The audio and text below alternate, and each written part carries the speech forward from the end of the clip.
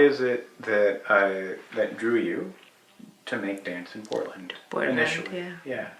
I mean, initially it was getting a job at Oslund+Co teaching, so that's why I came to Portland in the first place.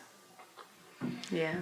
And when you got that job teaching, did you also start making work? Yeah, I started making work. I started making work for my own company.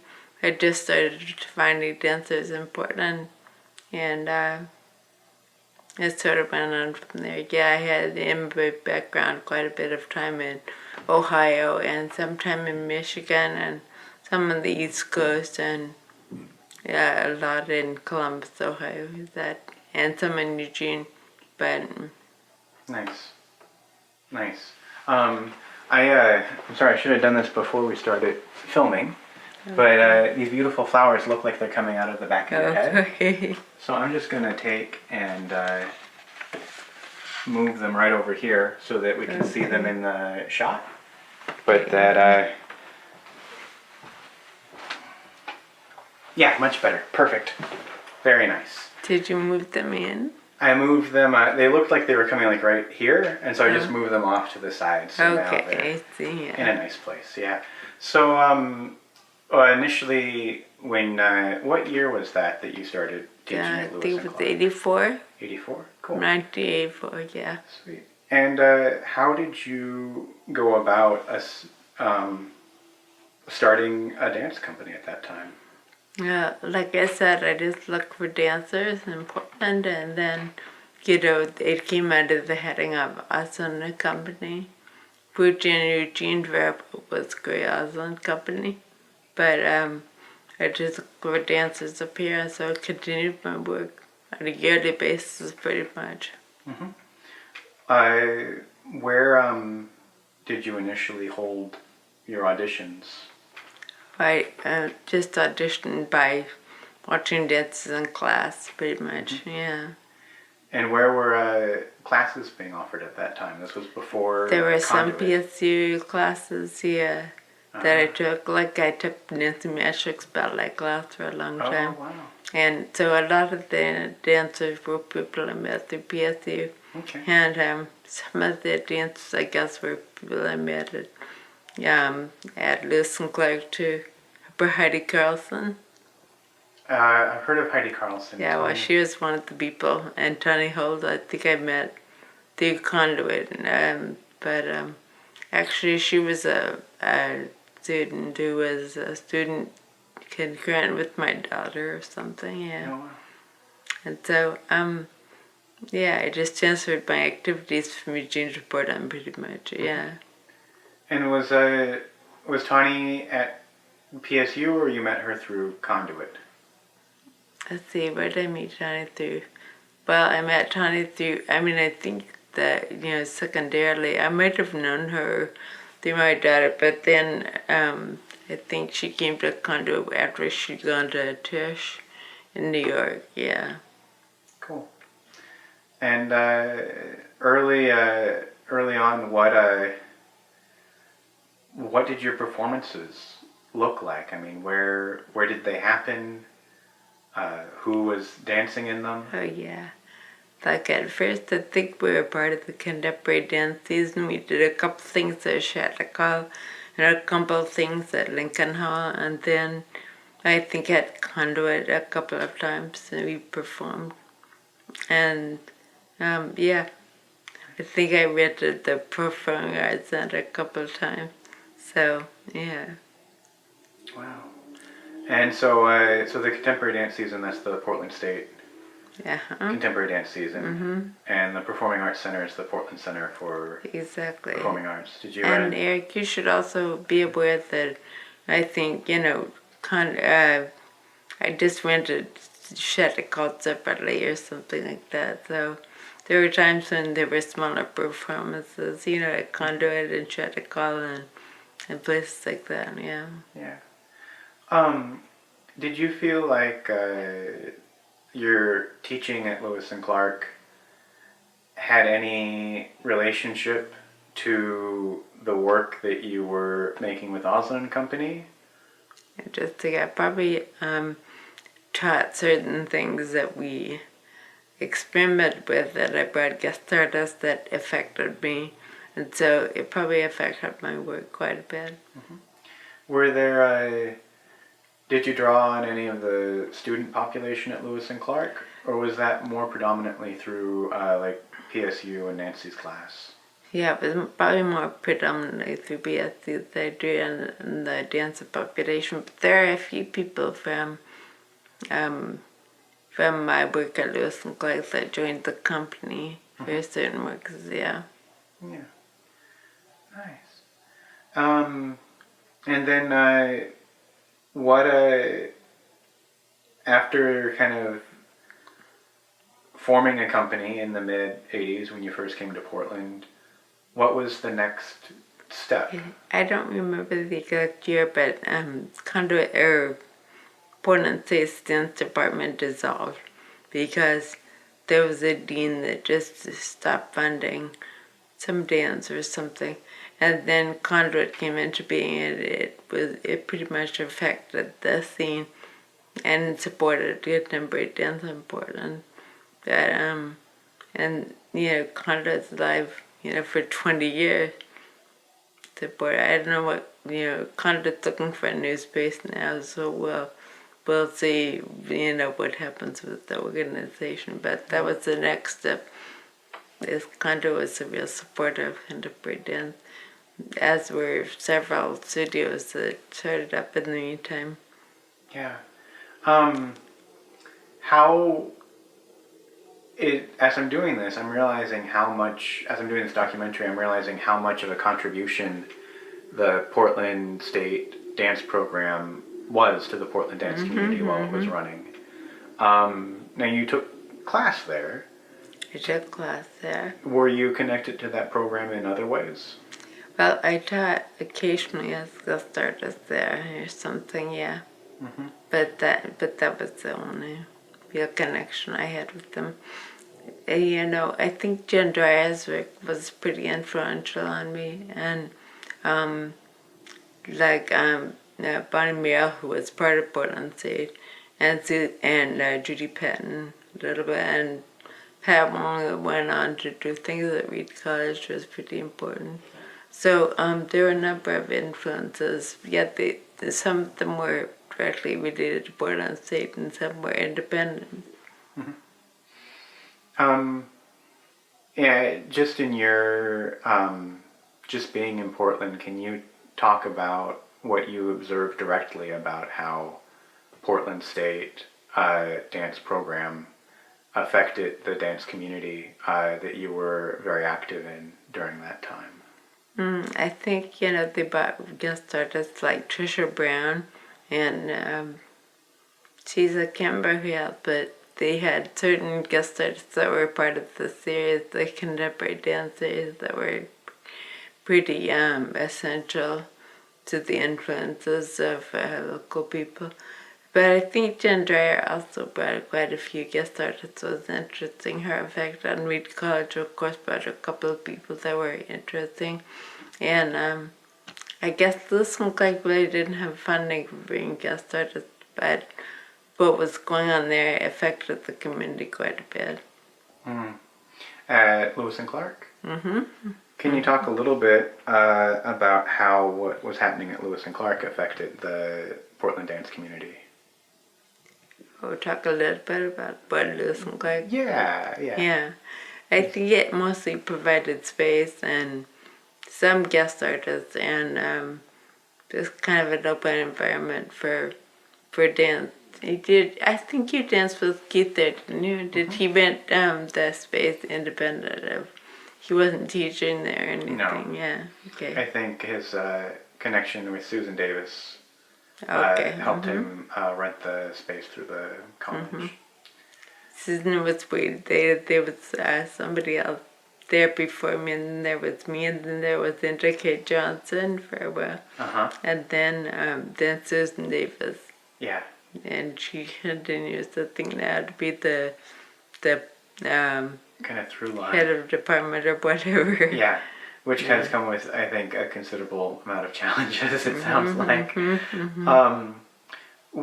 at Lewis and Clark, before you started teaching dance there, was there any other dance classes that were offered? There were like modern dance, there was ballet, there was jazz. That Oh, was wow. pretty important. Yeah. So there, so you walked into a program that had already been established. The teachers were not, they were fee for service, so they were external to the faculty.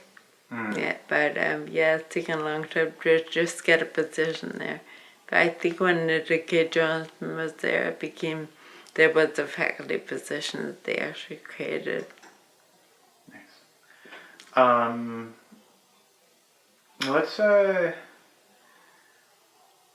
Let's move into from the mid 80s to the early 90s. Okay, yeah. And this was a pretty pivotal time in Portland dance, right? Mm-hmm. Because the PSU program is closing.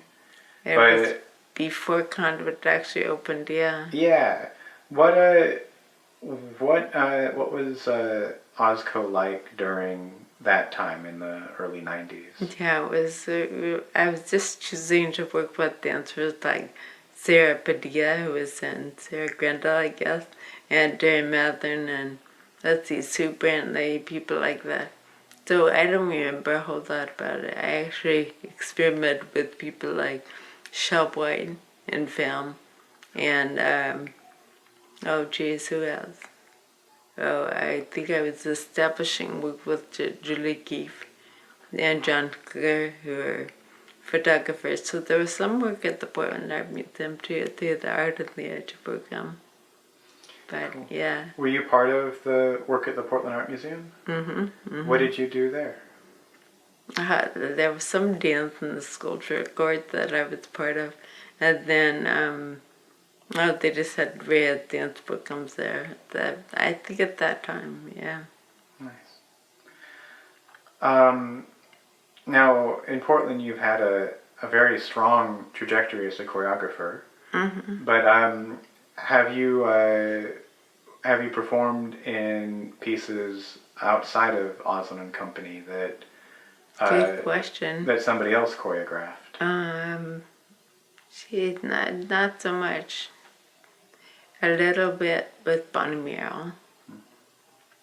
And no, I pretty much focused all my activities on the company as much as I could. I put things under the umbrella of the non-profit Oslund Company, yeah. And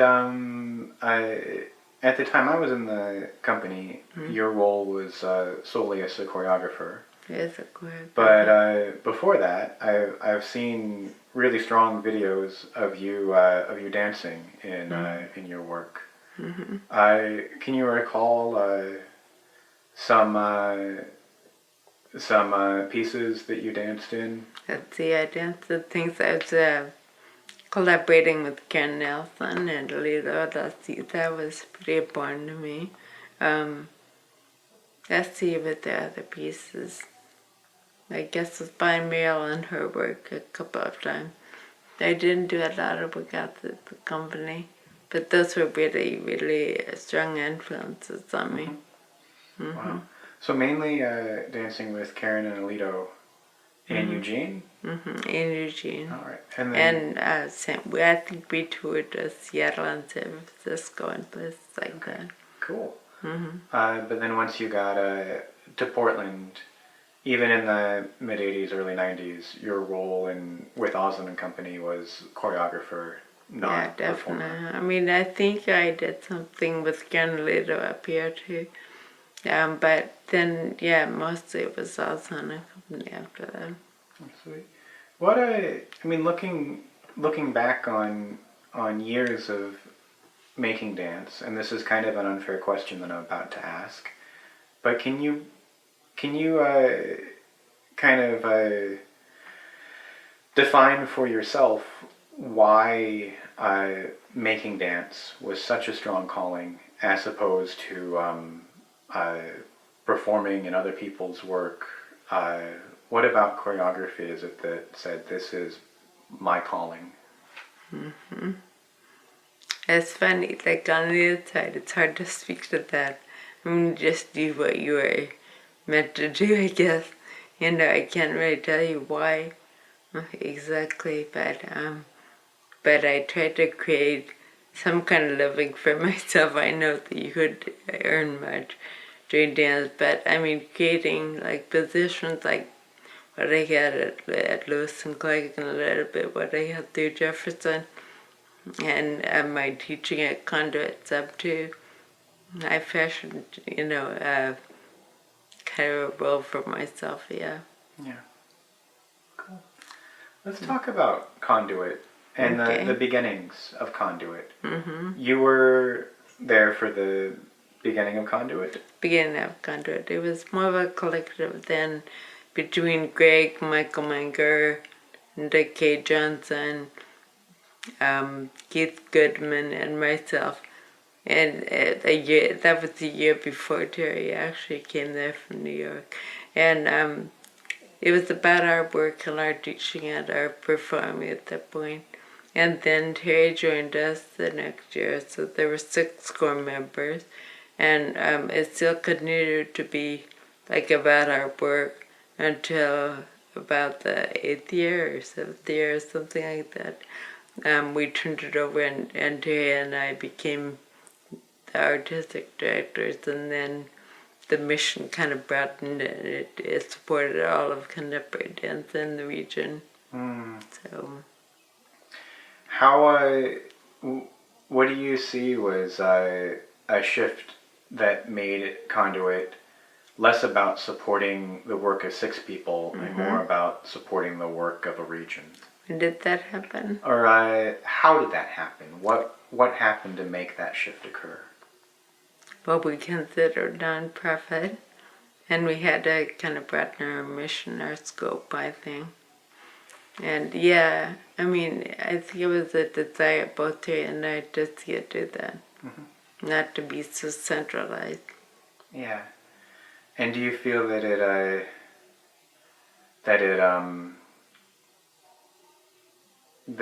did reach more people and do what you wanted it to do? Yeah, I'm the only person that remembers the early days. It seems like maybe Linda K. Johnson does too, but there were multiple guest artists at Conduit, and so much has gone on there over time.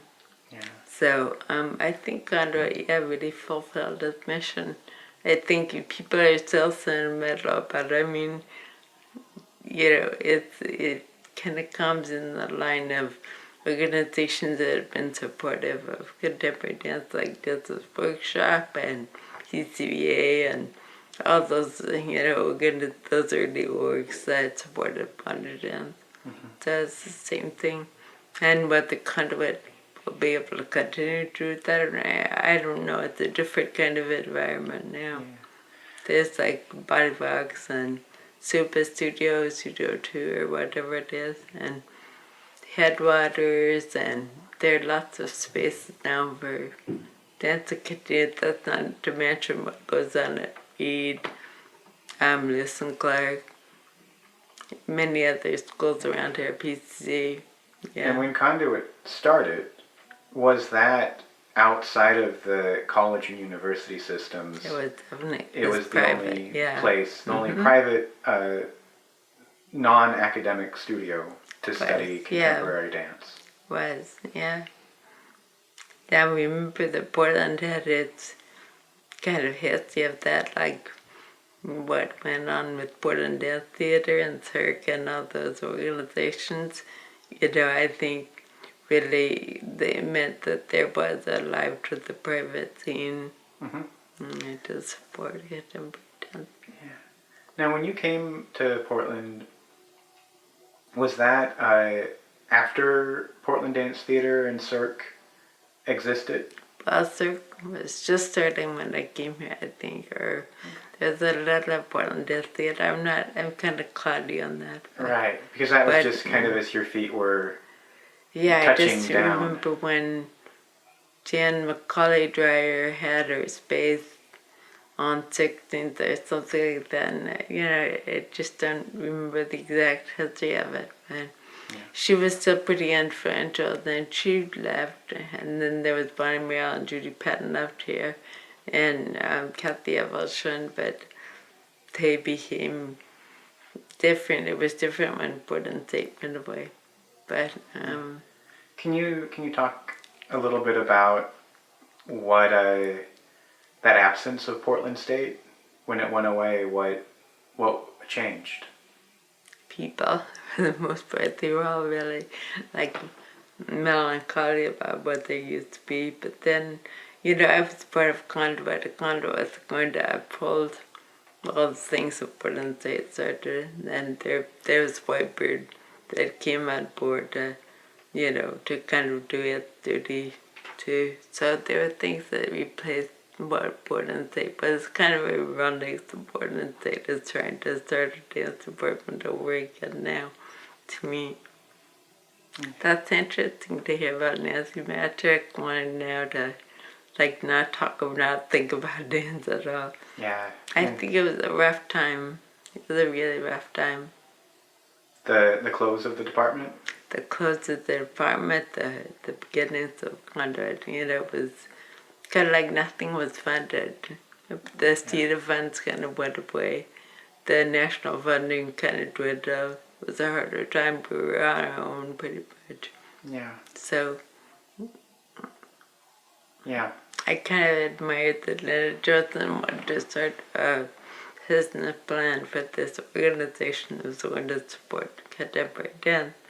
So, she and I kind of, I think, melded forces to make that happen, and we got a huge list of people who are already supporting modern dance in Portland, and we just picked 6 people out of that list who might be willing to afford something like $300 a month or something like that. Yeah. Just to rent space and to be part of the core group of artists at a Conduit. Cool. So it was you and Linda Kay that sat down and said, let's invite... Well, we just found the space, and then we like, how can we afford this space? And we just divided up the rent, and we asked people who had shown a commitment to contemporary dance, Yeah. and the people that were willing and open to the idea of being one of the core members, and continuing to support, the activities of each other, and seemed like good business partners, so that's our Conduit. And these were all, the original core members were all people that were predominantly interested in making dance and creating performance. And people showed up for that, right? Initially there was like lots of student involvement and interest. There were, yeah. Yeah. But it's always been a struggle. It's always been a struggle. It's always been a struggle to get and keep people who aren't taking classes for credit or something. Right. So, the issue is kind of woes with private organizations. Arts organizations. Yeah. Do you think it's fair to say that initially when Greg was making work at Conduit and Terry was making work at Conduit and you were making work and Keith was making work, that force of people creating performance and performance opportunities was a draw for students to come and take class. But to build a point is, people don't take class beyond the point where they're cast in somebody's work. Right. So we always had the problem of people. There were class takers like Diego was always in class, and like you were always in class. But I mean, some people would just kind of come and be seen and be cast in some work and then quit taking class because they didn't have time. Right. They had to work other times or something. Yeah. That was hard. It was a struggle. It's like supporting that effort. Yeah. And we didn't have any funding either. We were really kind of just, we had some funding. Bill Billick wrote some grants that were really helpful when he was on the board. Nice. Then later on in Conduit's history, for one reason or another, people, it stopped being so much a place about the core members making work. And I saw the identity of Conduit change to being a place where a lot of different people could rent or perform in. How do you, looking back, do you feel like that was a positive evolution, or it was an evolution very that... positive thing. In what way? How so? It's a really dramatic change. Like, I mean, all of a sudden, the mission statement, and we had to have a mission statement, involved supporting people that we had called peripheral renters before, but suddenly they became the mainstay of Conduit. You know, was always renting space to independent artists in Portland. So I think the mission change, it was really dramatic about 6 or 7 years into its history that it really changed to everyone. Yeah. Do you think that mission change, though, hurt class attendance? That there wasn't now this core group of people that were casting performance that people had to show up and take class from to get in? Nothing changed much, yeah. It didn't change? No? No, not so much. But I think, maybe in the long run it did. Like, people, that you wouldn't expect would come to class and stuff. But I mean, it wasn't a dramatic change. Like, all of a sudden there were more people.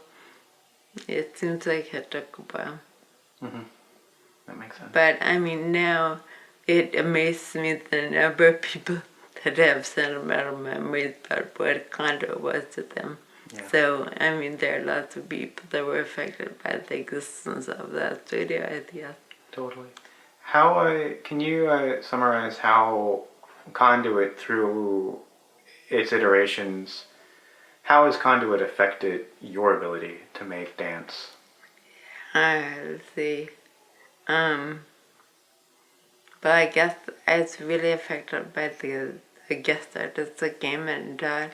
I was really affected by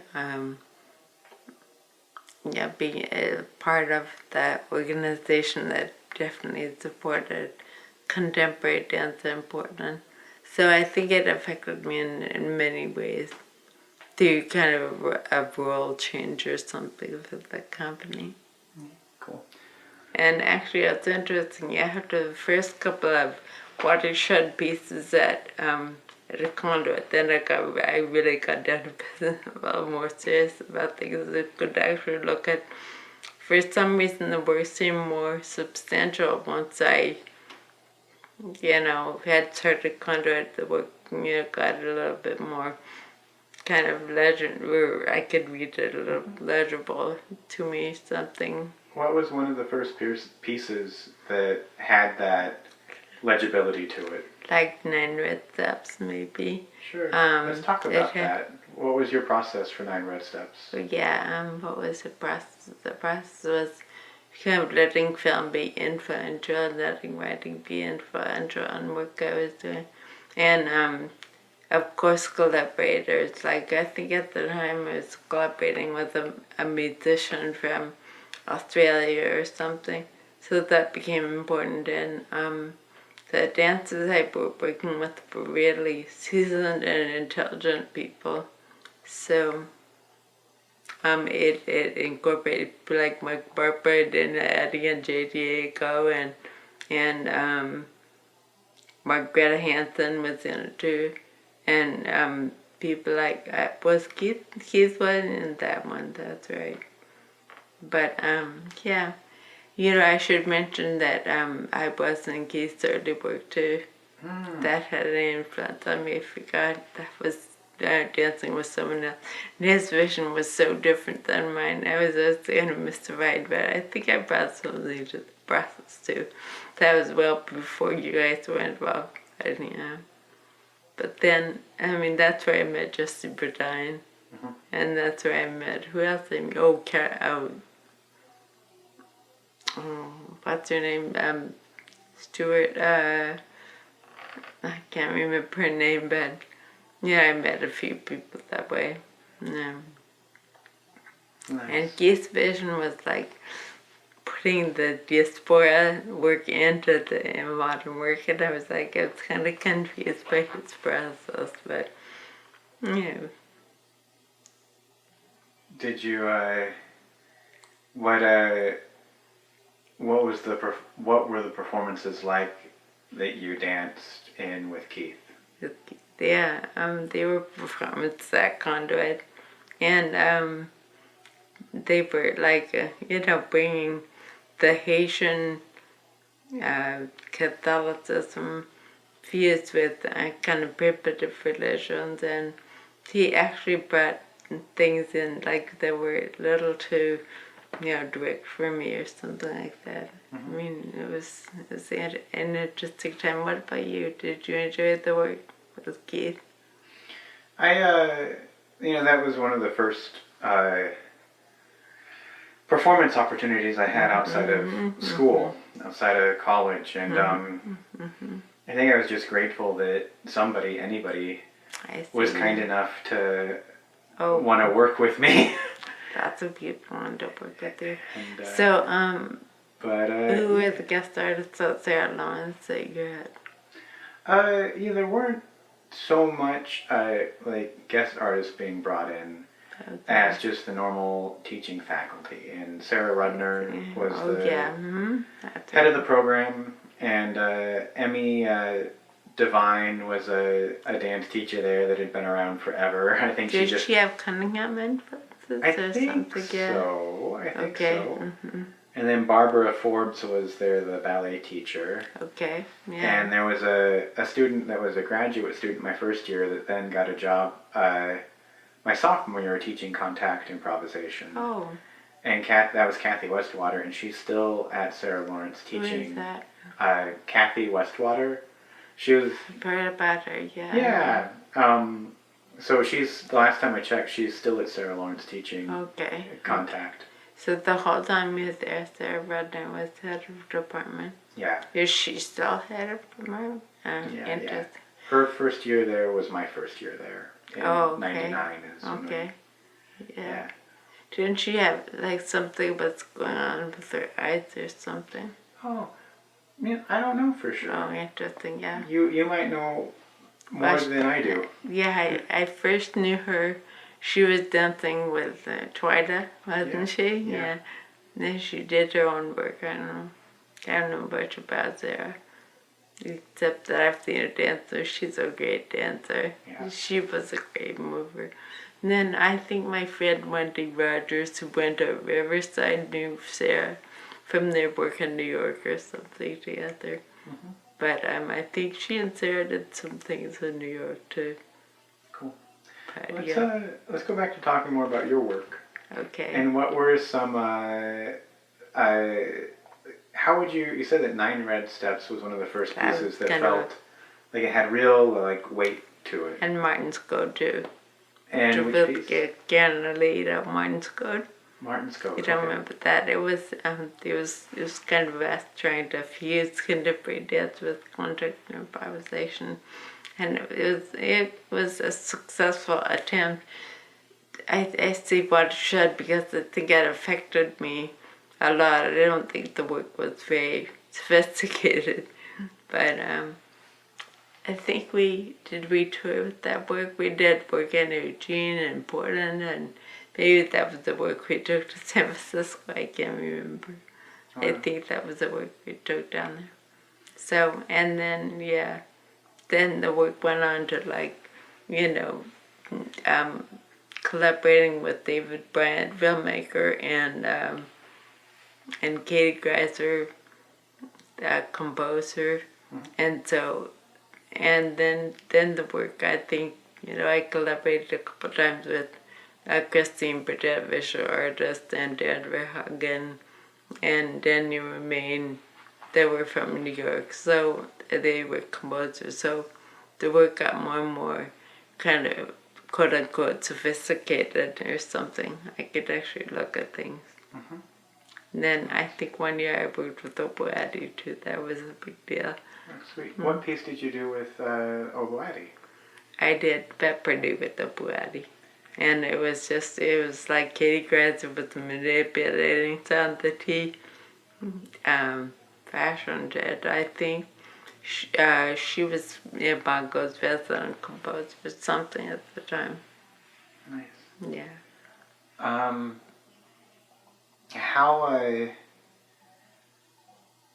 How much does the music and the work that the composer does and the sound designer do, how much does that affect your process about making dances? Interesting. I mean, it's more the other way around. The movement kind of affects what I choose for music and sound. And collaborative in the sense that I really talk to the musician about what I'm doing. But what they compose is often not, it's not counted, it's not, it's just another layer within a collaboration. That makes sense. And you, for a lot of pieces, I know you have used literature as inspiration. How did that start? Your interest in using fiction works as a starting place? It started from my own personal reading. I was interested for a while in Indian authors and Latin American authors from around the world. And I worked on a primitive basis with them, really, taking the words and what they had to mean and using them as springboards for choreography or generally more like conceptually, what they were after. So, I guess I collaborated with literature artists and the same with that I collaborated with film artists. It was this kind of a general thing. Nice. Let's go back to talk a little bit more about Nine Red Steps as being one of the first works that. What was your process for making Nine Red Steps? Well, the process was I was really looking at the literature first, springboards, like I said, and I was pretty successful in that way. It was fusing also my contemporary kind of realistic technical knowledge into my knowledge of improvisational forms, of different ways of moving too. So, it was kind of a successful collaboration. It was also, I think, it followed somewhat what I discovered in Eugene in a duet called Task. That was kind of a watershed piece for me down in Eugene. But all of a sudden I found that, going outside the box of technical knowledge was the way I was really interested in moving. So, yeah. Cool. Well, after Nine Red Steps, what seemed like another piece that... Well, the object on the oven wheel felt like a big change really. That was working with David Bryant again on film. And then definitely Sky, which, incorporated a big floor that was built by Christine Burdett, Earthflow concept. And that felt like really seriously, kind of essential work for me. And then, strangely enough, the year that I worked on Pepperdy felt really, although I had some conflicts with the dancers, and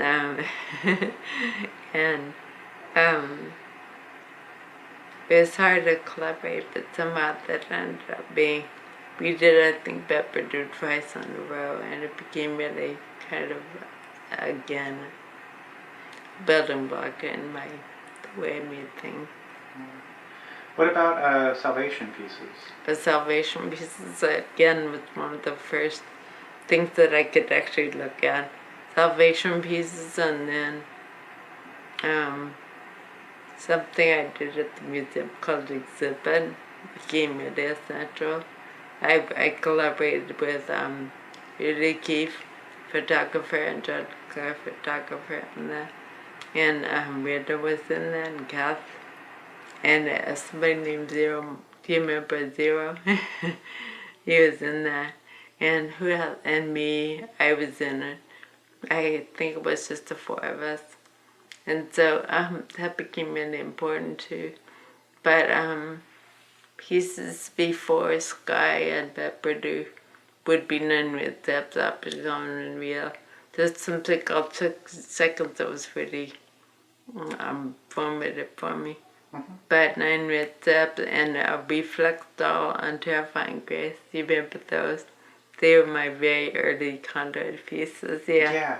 Let's talk about those pieces. Was your process similar for those works, or was it different? It was very similar in that I brought in movement and dancers would expound on it or change it or manipulate it. I think in Sky and Pepperdew, I was actually working with improvisational things they do directly from. But it was always set. There was never in performance improvisation going on. So Intentionally. you could think that's kind of slow of me or not or whatever. Yeah. I've never just worked improvisationally. How do those earlier pieces like Salvation pieces, 9 Red Steps, Reflex Doll, Terrifying Grace? How do they differ from later works like Sky, Bet Perdue, Childhood Star? I think I got broader and less affixed to a certain phrase or something.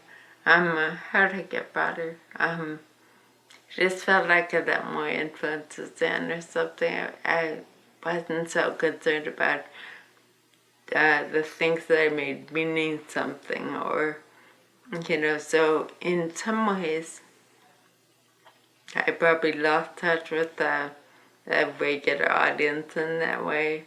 And I got more kind of symbolic or metaphoric or something. And maybe I lost touch with an audience that was expecting the dance to mean something.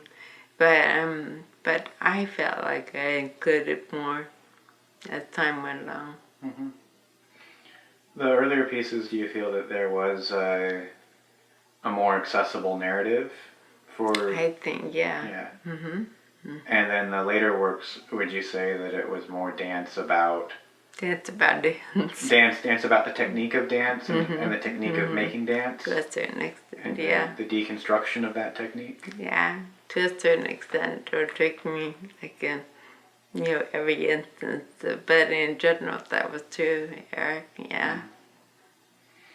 I didn't question so much, what does this mean to me? I was trying to make it mean so much, in my earlier years. But I was an experimenter really early. I remember doing a solo at Ohio State called Yell On. And someone that used to be at the Cunningham Company said, well, it's just about the sweater, that's it. And I was like, oh, that was a big lesson to me. It didn't have to be about anything, But then, from then on, it was trying to find things that personally had some meaning to me too. That makes sense. So, yeah. And I think that all of your work has had meaning to you. You've had an integrity around that. Yeah, I think that must have been the case for all the early experimenters, but like people like Granny and Bert Cunningham and early some people were probably incredibly free, about incorporating influences for a broad spectrum, So, but they were kind of private about it too. Burst would say this might mean something, this might not. And so, that was what I was bred on early, so it doesn't have to mean anything.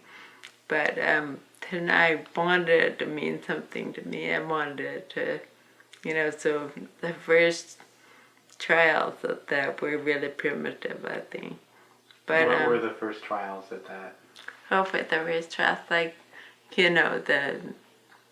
some things I did in Eugene, like that duettical task that I was doing. And I remember I was working with Mary Curry in Eugene, and she did something based on astrological signs or something. And that was like so remarkable to me. Otherwise, we were doing these kind of dress influence pieces, and now I look back at them, I think, oh God, did I really do that?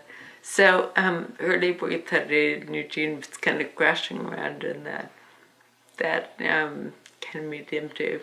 Yeah. Makes sense. Some of the pieces with a more abstract narrative, your later works, Object of Unreal, Sky, Bet Perdue. What do you have a meaning associated with those pieces, or those works that's more than just the technique of dance and making dance? That's a great question. Let me see. But yeah, I think I do it not in the case of Sky as much as Bet Perdue, because Bet Perdue means like wild beast. That's what Noah was talking about. Hey, where's the wild beast? So it did have some meaning to me in terms of my own personal liberation or something. But I did care if the audience necessarily got that or not. Yeah. So. What was your own personal liberation at that point in time? Maybe it was kind of liberation. Anything I did was dance, and seeing the kind of freedom and movement a bit, yeah.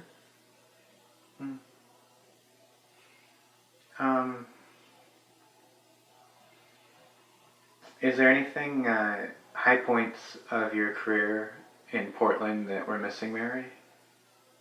You got commissioned by Whitebird. That was heartbreaking, yeah. Several times, right? A couple times, yeah. What was the first? What was the first piece that you got commissioned by Whitebird? The first thing that I did with them, I did a quartet of pieces. One was undertone, one was kind of weather, one was behavior. These are all things I've been doing before. What else did I do in that concert, that show? Can't remember what else we did. But anyway, it was pretty good. I mean, as you remember, the local person had January days, and I had days that was in the middle of a snowstorm or something. So we had very few audience members the first night. The second night was a little better. Yeah. I remember that. At that time, I had just recently come back from Sarah Lawrence. Did you cross over at the Adolfo Petit? Oh, say that again? At the Adolfo? No, Adolfo left the company before I came in. Okay. But I went to see at Lincoln Hall in January the Whitebird performance. Mm-hmm.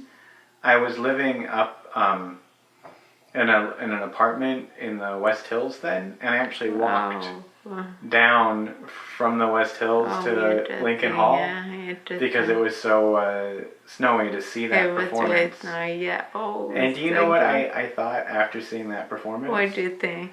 I said, man, I really like dance, and I want to get involved in performance in Portland, but I don't think I'm good enough to get involved with Oslund+Co. I need to look for somebody else. Interesting. You'd gone to dance and come back? Or yeah. Something? Yeah. Yeah, and I saw that show and I said, wow, that's beyond me. So, interesting. What is behavior, undertone? Yeah, and yeah, what else is behavior? Yeah. And you, so you were commissioned by Whitebird twice? To do jazz, sorry, yeah. Mm-hmm. And that was your second commission from Whitebird, but That's also right. your last professional work as of to date. How do you want to talk about that process? Well, I mean, just getting sick, I'm not really having the I couldn't even move around in the same way, so movement and vision was impossible for me. So I just stopped the company, I stopped making work, and stopped everything. Yeah. How was being presented by Whitebird different from self-presenting your own work? Oh, well, first of all, they paid us a substantial fee, and they treated us like guest artists, And yeah, it was a great process. Self-producing, come on, I didn't have to write my own press release. I mean, it was like they arranged for interviews and stuff, and photographers, and they arranged even to do press, I remember, so it's very different being, and I was really impressed with the fact that Bird paid such a good fee to all of us. See, the company was, it was sponsored by Pica back in the years. So Pica had remember when they had a season? Mm-hmm. So we performed Behavior at PCC Sylvania one year. And not to put Pica down, but Pica paid us about half of what Whitebird Data paid us to be part of. They had the money to do it. They could bring major artists, and I think that same year I got a national, what was it called, the NDP National Dance Project grant, and I'm still funded by an organization in New York called the Foundation for Contemporary Arts, Cool. FCA. So Nice. This was in 2003, 2004? that was around 2000, actually. Wow, okay. And then 2003 was doing the stuff I was doing at Imago that involved, you kind of came into around 2003 or 2004, yeah. Let's talk about Imago. That's I want to get a chance to interview Jerry and Carol, because I feel they both do jump in Imago while they are not exactly contemporary dance. They have certainly, in many ways, interacted and influenced contemporary dance in Portland. How so has Imago affected your work? Well, I would say that working at Imago was, first of all, it was a great venue. It's really great to see dance in the venue. It's also really fun to actually collaborate with Jerry and Gail, mostly Jerry, on actual performances. So that was very cool. It was a great experience that way, to collaborate with someone in theater that had the same views that you did. And then I think, Echo Theater, Marco and Robin Lane and Jerry and Gail were really implemental in finding their own spaces, and we're actually working, because I think Imago Theater was just a black box or something. They just came in and changed it into a theater. And I know Echo was some kind of clothing shop or something, and she just put it together. She worked on it. She probably put such with the walls and stuff, and made it into a theater too. So. What are ways that you collaborated with Jerry and Carol on your? What are ways that you collaborated with them? Well, yeah, it was mostly, like I said, with Jerry. Jerry was doing a play called Na Na Na Na for Oxygen or something by Cal Churchill. and he brought Greg and I into to collaborate with him. Anyway, that was mostly what I'm talking about. Was some collaboration on actual pieces, and, yeah.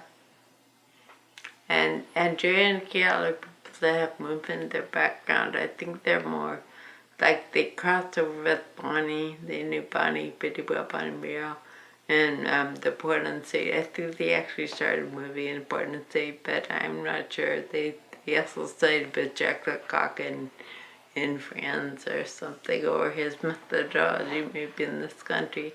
But I have great respect for Jay and Gail and for Bob and I for doing the whole echo thing. And now, the echo at the school has been taken over by Anne Marie. No. And I think Do Jump, who that company, is separate now or something like that. Do Jump, I think, is separate from Echo Theater or something. I don't know. I think that's where Robin is staying with, is doing her work with Do Jump, but not so much with the Echo Theater, like the educational program. Yeah. But I just recently saw what Aaron is doing. I guess you don't know him. Yeah. We'll have to cross paths at some point. Yeah. If you want to know what happened to Robin. Is Robin Lane? She's still around in Portland, right? She is around. Good, I good just on saw her. her the other day. She was crossing the street and I was in a car and I said hi to her. So yeah, she's around. I don't know how much dance she's doing actually. But Cool. Okay. What I feel like we're kind of at this moment in time at another juncture in Portland dance. Maybe not exactly similar to the early '90s, but at some way it feels like we're at a crossroads where there's not a clear trajectory, and that there's a lot of different ways that from this moment in time that Portland dance could evolve. What do you think that the dancers and dance makers of Portland now need most to make the best work possible? to be a threat. To make just to make good work. You mean can the people now who are making work? Yeah. What Probably money. money? Funding, yeah. Yeah. They need funding to do things. They need funding to open spaces, to start their nonprofit. I think it's support from audiences and support from funders. And who has gotten a lot of that is Theater. She's found, people to actually support what she does. And I think Body Box too has really gotten their work around the world, with doing no matter what you think of their work. Yeah. Do you think that that all the different organizations that are, including Body Vox and Headwaters and Studio 2 and Flock and all the other organizations, do you think that from what you can get a sense of that's meeting the needs of this community, or is there still resources that are missing or things that people need to make the best dance possible? Yeah, it seems fractured into a way to organizations that support the work of a smaller group of people, but whether that meets the needs of one in its diversity as a number of organizations or not, whether we need one conduit to spearhead everybody, I don't know. So I don't have a real judgment on changes. I think, like I said, I heard the population in Portland has learned to double in so many years, so it's going to get really challenging to be here. But To be making dance here? I think it'll become challenging. Just because of the price of... because of costs, and because of real reasons why people can stay in the area. Like even my daughter is having trouble making enough money to just live here. Oh, that's a good point. That's ironic to me because she's one of the early citizens of Yeah. Portland. Yeah. But so not just as population grows, you're concerned not just about the hard cost of making dance, but more generally the cost of living that comes with a larger city. Don't you sense it to a certain extent? I mean, you do things about it, you go out and find jobs, that's great. Yeah. Or you make jobs.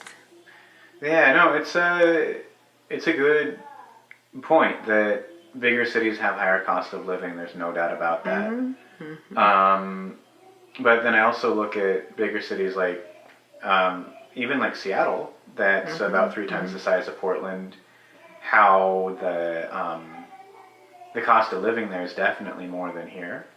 But I also see a very thriving dance community, and a dance community that brings in guest artists from all over the world, and people show up for those classes in ways that I don't see here. That's right. So, and I don't know Have you started your velocity teaching, or that's in the future? That's in May. I'm going to go up there May, for yeah. a weekend in May to teach. Yeah. So do you think you'll move, Eric, or do you think you still want to stay in Portland? Oh, I want to stay in Portland. You do, yeah. I feel like Portland is a place where it's still like one person or a few people can have a significant impact and change the resources that are available for a whole community. That's really great. Yeah, and that's something, while it may not be impossible to do in a city like Seattle or even New York, I feel that with larger cities like that, it's the challenges to make an impact that's substantial is significantly more. So. Interesting, yeah. I mean, I think it's a very different time for someone like you to get to confront these things. There's more population and things. The earth is populated by more people. There are different challenges, like technically and just how you fit into life. But yeah, it's interesting to hear from you. But there, you think Portland might be a venue for a while? Yeah. For me personally, yes. And yeah, it's I think that people always find a way, in some ways, to deal with the cost of living, whether that's living further out and commuting in, or living with like 4 other people. And while it's something that you don't maybe want to do as you get into like your 40s and 50s, that people that are younger and perhaps more active in the art making process, I think, are willing to take that kind of sacrifice to be in a place where you can make art. Do you think you're particularly good at shaping things and finding resources somehow and making decisions and things for yourself? Well, I think you are. Thanks. I think that's something that I hope to get better at as I kind of my arc here into. It's a thing that we tried to crack for a long time, but couldn't. Say that again? Yeah, I feel like it's a we tried to crack what didn't do too well at doing it. And the conduit team? Yeah, in conduit and in general back then in the 80s and 90s. Yeah. We were trying to make dance a viable career, and it kind of wasn't, Right. Well, it's the way I solved that kind of thing was getting married twice. No. Each time it's like it's worth half our household, but then I had the mouths to feed too. So it was just challenging. Yeah. When you were married, did it feel like there was more financial stability for you to make art from? A little more, yeah. A little more. My parents' loss is a more valuable asset, I think. Oh, say that again? Just being married, I think my parents' loss is a more valuable asset Yeah. or something. And see, there were two people working that always made a difference. But Yeah, that makes sense. so are there other things that you feel like you want covered in Eric, or I think we've covered a lot.